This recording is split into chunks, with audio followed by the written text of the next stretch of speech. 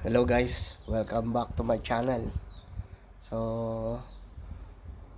uh, today gagawin ko lang guys ay maglilinis ng aking pangmalakasang bike dahil ipapasok ko siya dito sa aming bahay. Yan, itong aming bahay. Yan. Ililinisin ko lang yung green kasi yun ang pangmalakasan natin at mahal ang bili ko doon. Magkano nga ba? $800 ang bili ko dun sa kulay green. Tapos yung isa naman ay ang bili ko ay ano lang, $80. Yung kulay, yung isa, yung luma, yun ay kung tawagin ko ay si drinking bike. Yan, kasi yun ginagamit ko pag makikipag-inuman guys, yung matingkad na berdeng isang luma. So samahan nyo ako guys, tamang linis lang. Ito nga pala si Tito Batang, isang steel fixer dito sa New Zealand. Yan.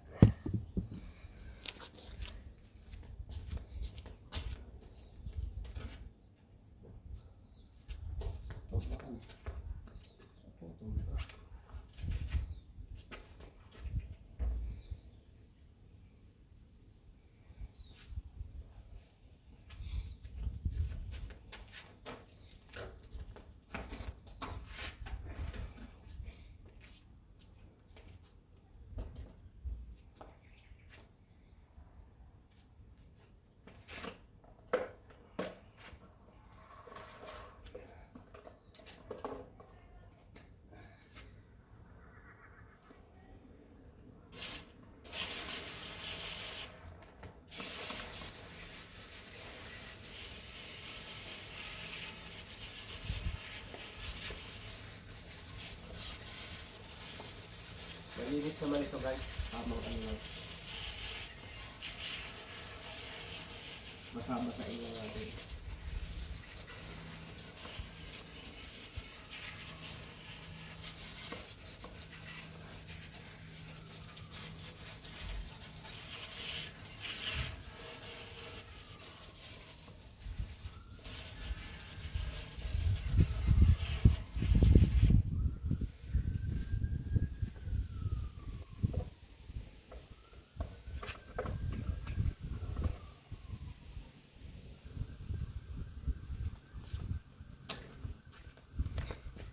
Okay na yun guys. Malinis na yun. Ginamit ko lang siya kahapon sa pamamalengke. Yan. Tamang linis lang. Ito yung lagayan namin ng bike. Kaso may laman din na bike guys kaya dito ko siya ipapasok sa loob ng bahay. Yan.